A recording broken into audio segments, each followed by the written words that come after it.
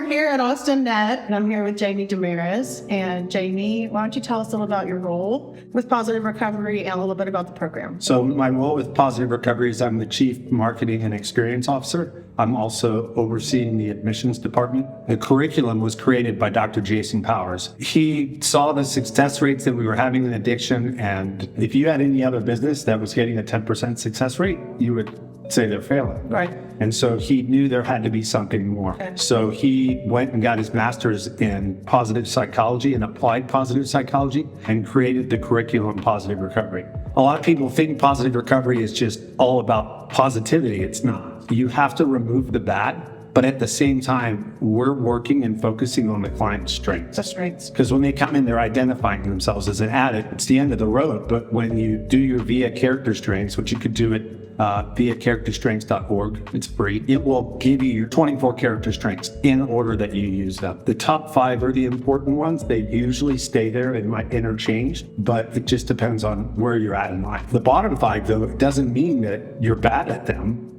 You just don't utilize them. They're not bad, they're strengths. And so we focus on the strengths of the individual client.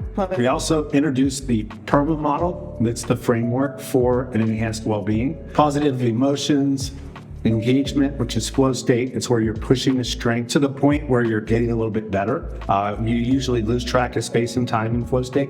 Relationships, meaning, and achievement. So if you're contributing to those 5 buckets, it's scientifically proven that you will have an enhanced well-being. And tell us where all the locations are and whether they're PHP or IOP or residential. So we have 3 inpatient locations, one in Houston, that was the original, one in Spicewood, and one in Euless, which is right in between Dallas and Fort Worth, okay, a little north of Arlington. Those 3 inpatient facilities, we do medically supervised detox and residential treatment. We also have PHP and IOP at 17 other locations. Wow. So we have 11 locations across the city of Houston, from Conroe down to Clear Lake to Sugar Land, Katy, Cypress, Humboldt, even downtown, central downtown, North Loop. The outpatient locations in the Austin area, we have one in San Marcos, one in Austin off of East Riverside, and one in Round Rock. And then we have an outpatient location at our inpatient facility in Dallas, and a sober living in our inpatient facility.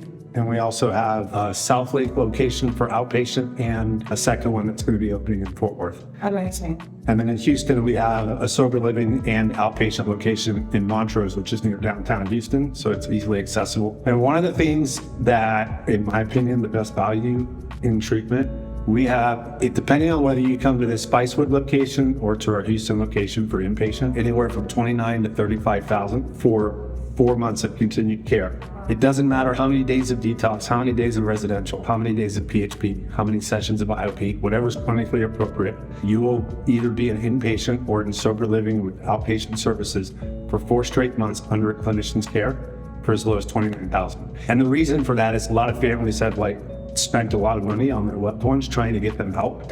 And what they don't want is this unexpected cost. Yes, bring them in for detox, then we're recommending another level of care. And the truth is that detox alone doesn't cut it. Right. Doesn't really work that often with just detox and residential.